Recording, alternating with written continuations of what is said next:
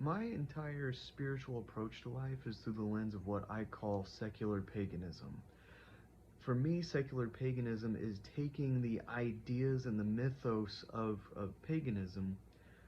For me, particularly, it's the paganism that I most relate to, which is the paganism that my ancestors practiced, so on and so forth. It's taking them metaphorically and symbolically instead of literally.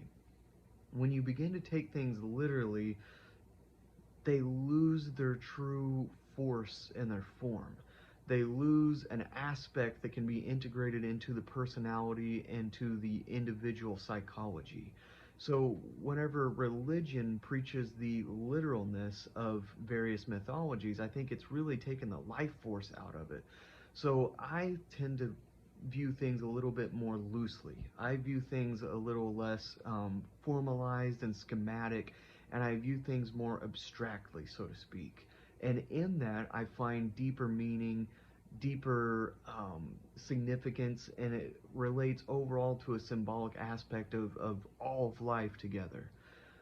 Furthermore, I have to say that in doing this symbolic and metaphorical approach, in other words, it does not negate or go against or contradict science, logic, and reason in any way, shape, or form.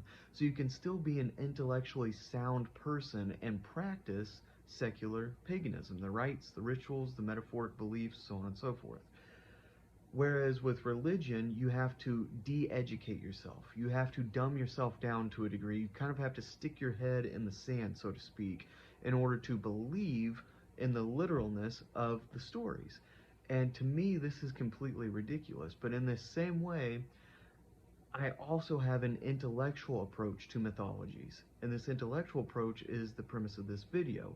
It is what I call philosophical mythology. It's looking at mythology through a philosophical lens. In other words, it's trying to formulate a philosophy of today based on the mythologies of the ancient world.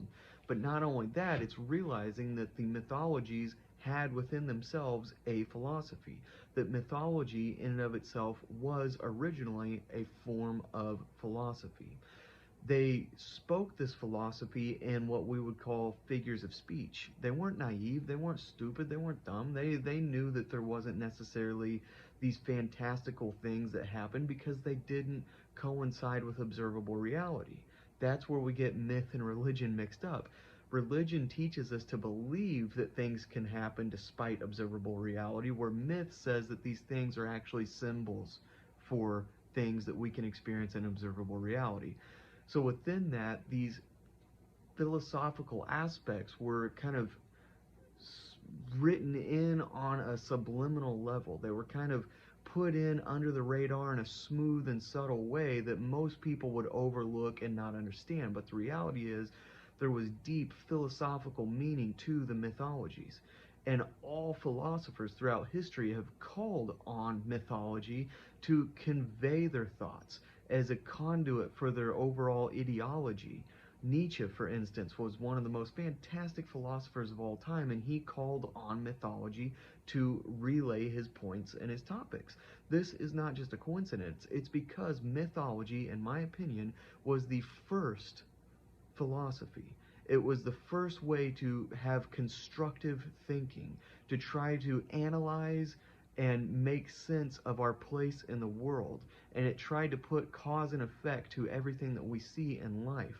It was a dissection or a vivisection of causation, the causation of humanity, the causation of morals, the causation of the forces of nature. It was a deep and introspective look at life.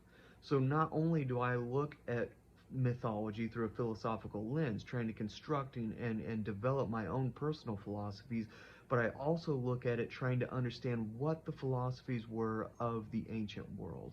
And so my overall approach to mythology is what I call philosophical mythology.